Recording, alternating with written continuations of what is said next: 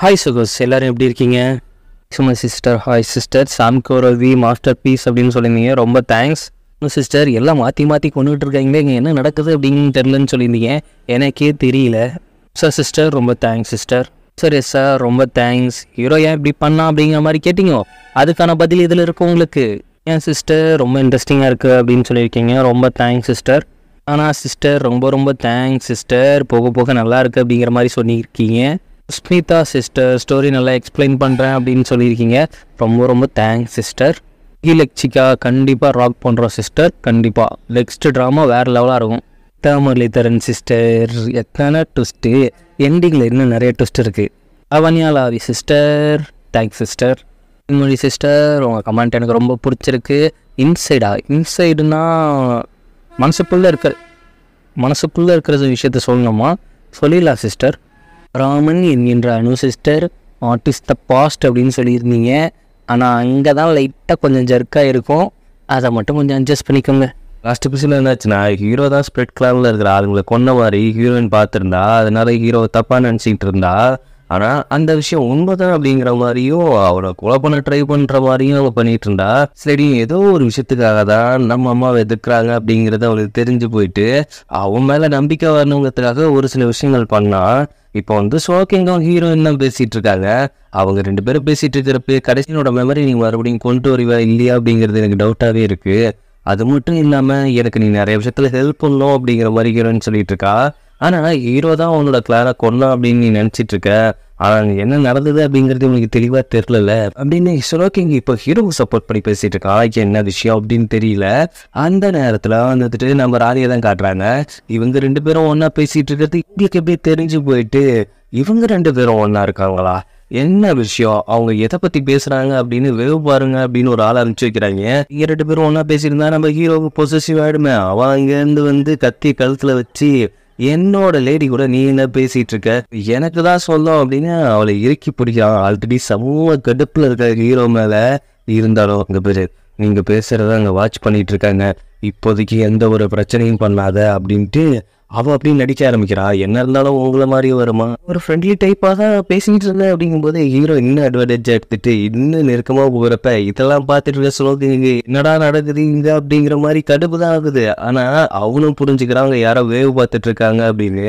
நேராக ராணிக்கு தெரிய போக, ஓ இந்த பொண்ணுக்காக இவங்க ரெண்டு பேரும் அடிச்சுக்கிறாங்களா, அப்போ இதை வச்சு நாம கேம் பிளே பண்ணலாமே. இப்போ ஸ்னோக்கிங்க காப்பாத்துற மாதிரி காப்பாத்தி அதுவும் ஹீரோ கிட்ட இருந்து அவனை நம்ம பக்கம் எடுத்துக்கலாம் அப்படின்னு இங்க இருந்து ராணி வந்துட்டு என்ன பிரச்சனை, எதுக்காக பிரச்சனை, அவன் ஸ்னோக்கிங் அப்படின்னு அவன் பண்ணியிருக்க மாட்டான்ப்பா. அவன் நல்ல ஃப்ரெண்டா தான் இல்லை, நிறைய விஷயத்துல ஹெல்ப் பண்ணியிருக்காங்கல்ல. நீ ஒன்றும் தப்பா நினைச்சிக்காத. ஆமா, நான் இதுல தப்பா நினைச்ச எதுவும் இல்லம்மா, என்னோட கேர்ள்மன் எனக்கு நம்பிக்கை இருக்கு அப்படின்னு அங்க ஒரு டிராமாவை போட்டு அங்கிருந்து ஹீரோனை கூப்பிட்டு போயிடுறான். அதுக்கப்புறம் ஸ்னோக்கிங்கும் ராணி தனியாக பேசுகிறாங்க. உன் கிளானை நான் ஃப்ரீயாக வர்றதுக்கு காரணமே நீ எனக்கு ஒரு விஷயத்தில் ஹெல்ப் பண்ண அப்படிங்கிறதுக்காக தான். மறுபடியும் அட்வான்டேஜ் எடுத்துகிட்டு என் பையன் லைஃப்குள்ளே தான் வரக்கூடாது அப்படின்னு ஒரே நல்ல பிள்ளை மாதிரியே நடிச்சிட்டு இருக்குது ராணி. இந்த ஹீரோனை கூப்பிட்டு போகணுன்னு ஹீரோயின் சம்மகத்து கத்துறா. அங்கே நடிச்ச இங்கேயும் எதுக்கு நடிச்சிட்டு இருக்க, எப்போ உன்னை நான் கொல்ல தான் பார்த்துட்டு இருக்கேன்னு கையிலேருந்து ஒரு கத்தி எடுத்து கரெக்டாக அவளை குத்த வர்றப்ப எப்போ பார்த்தாலும் நீ கொல்ற மைண்ட் செட்லேயே இருக்கமா, அது ரொம்ப கெட்ட விஷயம் தெரியுமா அப்படின்னு பிடிச்சி வம்படியாக மறுபடியும் கிஸ் பண்ணி விட்றான். இவனுக்கு கிஸ் பண்ணுறதே வேலையாக இருக்குது. அது ஒரு கிஸை சாஃப்டாக பண்ண வேண்டியது, எப்போ பார்த்தாலும் பிடிச்சி கட் செய்கிறது. அங்கே கட் பண்ணி நம்ம ராணியை தான் காட்டுறாங்க. ராணியோட அசிஸ்டன்ட் வந்துட்டு ஒரு விஷயத்தை கண்டுபிடிச்சிட்டான். என்னன்னா, நம்ம ஹீரோயின் வந்துட்டு ஒரு ஸ்பிரிட் கிளானோட இளவரசி அப்படிங்கிறத கண்டுபிடிச்சோடனே இந்த விஷயத்த அப்போ அவன் வேணும்னே என்கிட்ட மறைச்சிருக்கான். அப்போது அவளை கைது பண்ணுங்க, அவளை அரெஸ்ட் பண்ணி ஜெயிலில் போடுங்க, நான் தனியாக அவன்கிட்ட நான் பேசிக்கிறேன் அப்படின்னு என்னை பிடிச்சிட்டு வர ஆள் அனுப்புகிறாங்க. அவள் ஸ்பிரிட்லான சேர்ந்தவ தான் அப்படிங்கிறதுக்கு தெரிஞ்சுக்கணும்ல. அதுக்காக அவளை அட்டாக் பண்ணுற மாதிரி போகிறப்ப அவளோட காயம் வந்துட்டு மறுபடியும் நார்மலாக மாறுது. உடனே ஹீரோயினை அரெஸ்ட் பண்ணிட்டு போயிடுறாங்க. அவன் போயிட்டு காலிலே விழுறான். அதாவது நம்ம ராணி காலிலே போய் விழுறான் ஹீரோ. அவளை விட்டுடுங்க, அந்த விஷயத்த மறைச்சது தப்பு தான். அது மட்டும் இல்லாமல் நாங்கள் ரெண்டு பேரும் கல்யாணம் பண்ணிக்கிட்டோம், ஒரு சேவுகளும் நீயும் கல்யாணம் பண்ணிட்டீங்களா, ஓ அந்த அளவுக்கு அவளை பிடிச்சிருக்கா, அப்போது நீ அவளுக்காக என்ன வேணாலும் பண்ணுவியா, என்ன வேணாலும் பண்ண, நீங்கள் என்ன சொன்னாலும் நான் செய்கிறேன், ஆனால் அவளை விட்டுணும், அவளை ஃப்ரீ பண்ணி விடணும் அப்படிங்கிற மாதிரி கேட்கும் பொழுது, அப்போது உன்னோட திருமணப்படு புரியல, உன்னோட அரியாசலத்தை கொடு, அது எனக்கு வேணும், ஆனால் அது நீயா விட்டு கொடுத்த மாதிரி இருக்கணும், மற்றவங்க நீயா விட்டு கொடுத்ததான் நம்பணும், அப்படிதான் நான் அவளை ஃப்ரீ பண்ணி விட்றேன். அவளை நான் மன்னிச்சு விடுறேன், அவளை நான் எதுவுமே பண்ண மாட்டேப்பா. ஆனால் நீ உன்னோட இடத்த எனக்கு விட்டு தரணும் அப்படின்னு கேட்கும் பொழுது ஹீரோ என்ன சொல்கிறான்னா, அந்த இடத்துல அவனோட லவ்வை ப்ரூவ் பண்ணுறான். கண்டிப்பாக நான் விட்டு தரேன், அவளுக்காக நான் விட்டு தரேன், அதில் எந்த ஒரு பிரச்சனையும் இல்லை அப்படிங்கிற மாதிரி அவளை நீங்கள் ரிலீஸ் பண்ணுங்க. ஆமாம், இன்னொரு விஷயம் என்னென்னா, உன்னோட இடத்துல நான் இப்போ அவனை உட்கார வைக்க போகிறேன், அதுக்கும் நீ எந்த ஒரு ஆட்சேபனையும் சொல்லக்கூடாது அப்படின்ட்டு இது வேற ஒரு பிளானை போட்டுட்ருக்கு. எந்த ஹீரோனை கண்ணை கட்டி கூப்பிட்டு வராங்க. யார்கிட்டனா ஹீரோ கிட்ட தான். அவன் வந்து நின்னோன்னு இவளுக்கு ஷாக் ஆகி போயிடுது. நான் எப்படி வெளியில் வந்தேன், இந்த இடத்துல நீ எப்படி நிற்கிற, அதுக்கு காரணம் பவர் தான், நீ இப்போ சாய்ஸ் பண்ணுற விஷயத்த பக்காவாக பண்ண அப்படின்ட்டு அவளை கிஸ் பண்ணிட்டு இவன் என்ன சொல்கிறான் அப்படிங்கிறதே புரியல. நேராக ஹீரோனை ராணி கிட்ட தான் கூப்பிட்டு போகிறாங்க. ராணியை பார்த்த உடனே நீ ஸ்பிரிட் கிளான் எனக்கு தெரிஞ்சு போச்சு. ஆனால் என்ன ஒரு விஷயம்னா, உனக்காக அவனோட இடத்தைய விட்டு கொடுப்பான் அப்படின்னு நினைக்கலங்கிறப்ப அப்போதான் தெரியுது ஹீரோனுக்கு உண்மையான விஷயம். தனக்காக அதை அவனே விட்டு கொடுத்துருக்கான் அப்படின்ட்டு. என்னோட பிளான் இதில் கரெக்டாக ஒர்க் அவுட் ஆச்சு. பொறுத்த வரைக்கும் உனக்கு பவர் தேவை, உன்னோட கிளானை அழிச்ச உடனே பழி வாங்கணும்னு நினச்சேன், அதுக்கு இது கரெக்டாக இருக்கும்ல. நீ இந்த இடத்துல என்னோட கண்ட்ரோலில் இருக்கணும். என்னதான் வெளியில் இருக்கவங்க உனக்கு ஆப்போசிட்டாக இருந்தாலும் நான் உனக்கு கரெக்டாக தான் இருப்பேன் அப்படிங்கிற மாதிரி ராணி ஒரு டீலிங்கை போடுறாங்க.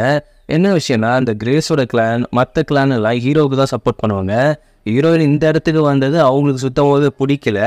அப்போ அங்கேருந்து இன்னொரு அறிக்கை வருது. அதை யார் கொடுத்துருக்கா அப்படின்னா நம்ம ஹீரோ தான் கொடுத்துருக்கான். என்ன கொடுத்துருக்கான்னா, உண்மையில எனக்கு எந்த ஒரு அக்கறையும் இல்லை, அவளை வச்சு என்னோட இதில் ப்ளே பண்ணணும்னு நினச்சதுக்கு நீங்கள் தான் முட்டாள், மற்றபடி எனக்கும் அவளுக்கும் ஒரு விஷயமும் கிடையாது, அவள் மேலே எனக்கு லவ்வும் கிடையாது, ஏதோ அவளை அடையணுங்கிறதுக்காக தான் நான் கல்யாணம் பண்ணிக்கிட்டேன், போட்ட பிளான் தெரியாமல் என் பிளானுக்குள்ளே வந்து 2 பேரும் மாட்டிக்கிட்டீங்க அப்படிங்கிற மாதிரி அவன் ஒரு அறிக்கை விடுறான்.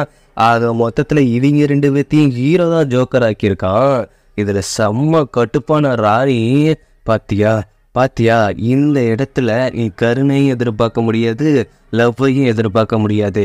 நீ ரிவெஞ்ச் பண்ணலான்னு வந்த, ஆனால் அவன் ஒன்றை வச்சு ரிவெஞ்ச் பண்ணிட்டான் அப்படிங்கிறதுலையே இங்கே என்ன இருக்குன்னா, ஹீரோ வந்துட்டு எங்களுக்கு பதவி கொடுக்குற மாதிரி கொடுத்து புடுங்கிட்டா அப்போ அவங்க மூஞ்சில வர ரியாக்ஷனை பார்க்கணுன்ட்டு அவன் ஒரு வில்லத்தனமாக யோசிச்சிருக்கான். அவளை நீங்கள் ஜெயிலில் போடுங்க, ஏதோ பண்ணுங்க, அவன் மேலே எனக்கு லவ்லாம் இல்லை அப்படின்னு ஒரு விஷயத்த சொன்னதுக்கு அப்புறம் ஹீரோனுக்கு இன்னும் செம்ம கடுப்பு ஆயிடுது. ஹீரோ மேலே இன்னைக்கு இதில் செம்ம கடுப்பு, அவன் பக்காவை ப்ளே பண்ணிட்டான் அப்படின்ட்டு. அடுத்த நாள் காலையில் ஹீரோ தனக்கு சப்போர்ட் கொடுக்குறவங்களோட நின்று அவன் ஜாலியாக பேசிகிட்டு இருக்க அதே நேரம் ராணி உள்ள என்ட்ரி கொடுக்குறாங்க. இல்லை, நான் அவளை பழி வாங்கிறதுக்காக தான் அவங்கள கொஞ்சம் யூஸ் பண்ணிக்கிட்டேன், நீங்கள் எதுவும் தப்பாக நினைக்காதீங்க அம்மா அப்படிங்கிறப்ப பின்னாடியிலேருந்து நம்ம ஹீரோயின் வரா. இவளை ஜெயிலில் போட சொல்ல, இவன் ஏன் இங்கே வரா அப்படின்னு.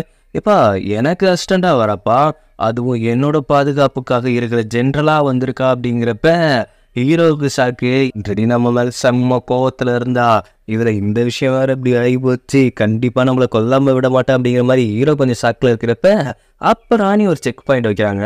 யாருக்குமே தெரியாமல் நீங்கள் 2 பேரும் கல்யாணம் பண்ணிக்கிட்டீங்களே, இப்போ 2 பேரும் மனமுக வந்து பிரிஞ்சிடுங்க, அது நம்ம சட்டப்படி நீங்கள் 2 பேரும் பிரியறது தான் நல்லது அப்படிங்கிற மாதிரி சொன்ன உடனே அதுக்கு ஹீரோயினும் ஓகே சொல்லிடுறா.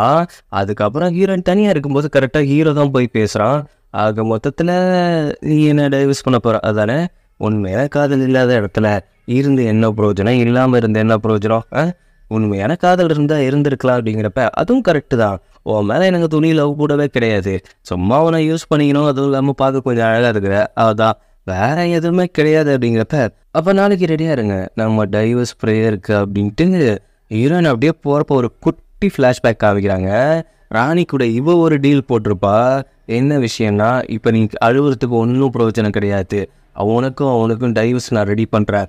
அப்படி ரெடி பண்ணுற நேரத்தில் நீ என்ன பண்ணுறன்னா அவனை குத்தி கொன்று, அந்த நேரத்தில் அவனுக்கு சப்போர்ட் பண்ணுற யாருமே உள்ளே இருக்காதபடி நான் பார்த்துக்கிறேன். அதுக்கப்புறம் நான் தான் இந்த மொத்த இடத்துக்கும் நான் இன்சார்ஜாக மாறிடுவேன். அதுக்கப்புறம் நீ என்னோட ஜென்ரலாக மாறிடலாம் அப்படிங்கிற மாதிரி ஒரு டீலை போட்டிருப்பாங்க. ஆனால் ஹீரோயினுக்கு செம்ம கோவம் ஆல்ரெடி ஹீரோ மேலேயே. அவனை போட்டு தள்ளுற மைண்ட் செட்டில் தான் இருந்தா. ஏதோ கொஞ்சம் லவ் அவன் மேலே இருக்கிறதால அவனால் கொல்ல முடியல. இப்போ லவ்வே இல்லை அப்படின்ட்டு ஹீரோயினுக்கு ரிவெஞ்ச் எடுத்துட்டான்ல, அதனால ஹீரோயினுக்கு செம்ம கோவம். கண்டிப்பாக நான் கொல்றேன் அப்படிங்கிற மாதிரி அந்த கத்தி கை நடுக்கத்தோடையே வாங்கியிருப்பா. இதுதான் இப்போ இவங்களோட பிளானு.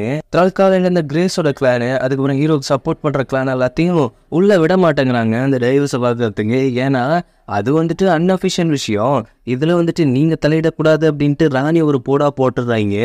உள்ள அவங்க 2 பேர்த்துக்கும் அந்த அவங்க முடியெல்லாம் கட் பண்ணி அவங்க முறையில் டைவர்ஸும் படிக்கிறாங்க. நமக்குள்ள எல்லாம் முடிஞ்சிச்சு. உன் மேலே எனக்கு லவ் கிடையாது அப்படிங்கிறப்ப நமக்குள்ள எல்லாமே முடியல, இன்னும் ஒரு விஷயம் பாக்கி இருக்கு அப்படின்ட்டு ஹீரோயின் கத்தி எடுத்துட்டு கரெக்டாக ஹீரோ குத்த வரா.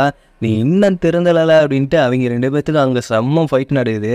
ஆனால் ஹீரோயின் கையில் இருக்கிற கத்தி அப்படியே தட்டி விட்டுட்டு ஹீரோயின் பக்கத்தில் வந்துட்டு ஒரு சாதாரண கேர்ள், மிஞ்சி போனால் உன்னால் ஸ்பிரிட்டை தான் யூஸ் பண்ண முடியும், அதுவும் பண்ண முடியாது, இப்போதைக்கு என்ன உன்னால் வின் பண்ணவே முடியாது, எந்த தைரியத்தில் நீ கத்தி எடுத்துட்டு எனக்கு குத்த வந்த அப்படின்னு கேட்டுட்டு இருக்கும்போது உனக்கு மண்டையில் மசாலாங்கிறது கொஞ்சம் கூட இல்லை, ஆனால் உன் நெஞ்சில் இப்போ ரத்தம் கசியும் பாரு அப்படின்ட்டு சொல்லும்பொழுது ஹீரோயின் என்ன பிளான் பண்ணியிருக்கான்னா, ஸ்னோக்கிங் இருக்கான்ல அவளை தூரத்துலேருந்து வச்சு ஐஸை உருவாக்கி கரெக்டாக ஹீரோட நெஞ்சில் தாக்க வச்சிருக்கா. அப்படியே பின்னாடியிலேருந்து வந்துட்டு புல்லட்டு மாதிரி நெஞ்சில் இறக்கும். அந்த ரத்தம் அப்படியே ஃபேஸ் ஃபுல்லாக ஹீரோயின் ஃபேஸ் ஃபுல்லாக இருக்கிறப்ப நான் சொன்ன மாதிரி நடந்துச்சா, என்னோட ரிவெஞ்ச் இதோட முடிஞ்சுது அப்படின்னு ஹீரோவை போட்டு தள்ளிட்டு அவள் அசால்ட்டாக வெளியில் வரா. வெளியில் வந்த உடனே ராணிக்கெல்லாம் ஒரே சந்தோஷம். எப்பா செம்மையா போட்டு தள்ளிட்ட, இனிமேல் நீ தான் என்னோட ஜென்ரல், இந்த நாட்டுக்கே நீ தான் ஜென்ரல், என் பக்கத்தில் நீ இருக்க போகிற, நிறைய பவர் வரப்போகுது, நிறைய மைடிஸை நீ காப்பாற்ற போகிற அப்படின்னு அப்படியே சொல்லிக்கிட்டு அந்த சைடு போனோடனே அவனோட அசிஸ்டண்ட்டை இவன் வந்துட்டு டைவர்ஸ் பண்ணதால் அவனை கொன்னுட்டா அப்படின்ட்டு எல்லாத்தையும் பரப்பி விட்டு இவன் மேலே கருப்பாக இருக்கிற எல்லாத்துக்குமே இதை சொல்லுங்கள், அதுக்கப்புறம் அவங்களே இவனை போட்டு தெரியவாங்க, நமக்கு பிரச்சனை இருக்காது.